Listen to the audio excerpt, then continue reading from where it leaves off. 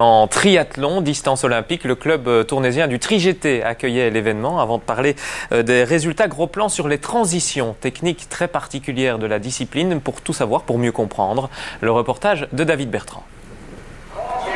Stratégique, technique, tactique, le triathlon est un sport complet par excellence. Étape primordiale d'une course, les transitions, ces moments où l'on passe par le parc fermé pour enchaîner d'une discipline à l'autre. Pour éviter de perdre un temps précieux, tout est préparé minutieusement. Ici, c'est la zone de transition, un endroit vraiment primordial pour la course. Oui, on doit perdre le moins de temps possible. Donc ici, j'ai placé mes chaussures de vélo pour la transition natation vélo pour perdre le moins de temps possible. Ça veut dire que tu vas sauter directement dans tes chaussures. Ouais. Donc, comme ça, on ne doit pas commencer à enfiler les chaussures. On les a placées de sorte que quand on saute, on peut poser directement les pieds dessus, donc avec des pieds élastiques. Une transition entre la natation et le vélo, ça prend combien de temps par exemple? Environ, tout dépend, 10-15 secondes, plus ou moins. Et est-ce que c'est ici dans la zone de transition qu'on peut perdre ou gagner une course?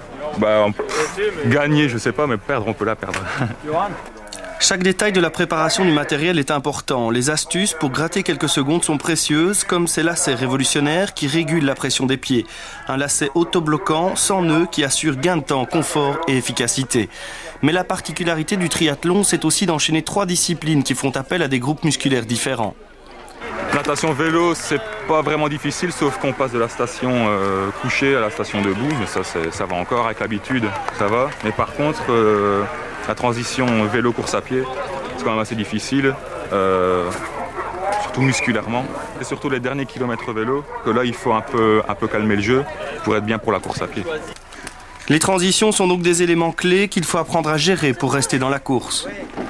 15 secondes, allez pas loin devant. Au niveau international, je sors parfois très bien de l'eau, peut-être à 5-10 secondes du groupe devant.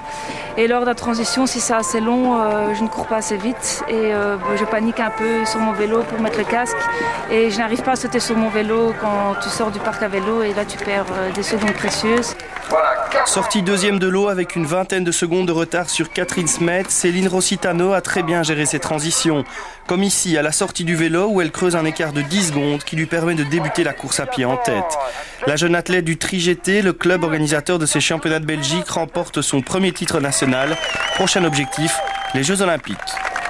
Oui, chez les hommes, en l'absence de bon nombre de favoris, victoire d'une des grosses pointures présentes, Stijn Goris, on va le voir à l'image, devant Kiel Verleisen et Dennis De Vriend. Stijn Goris, champion de Belgique de triathlon, distance olympique.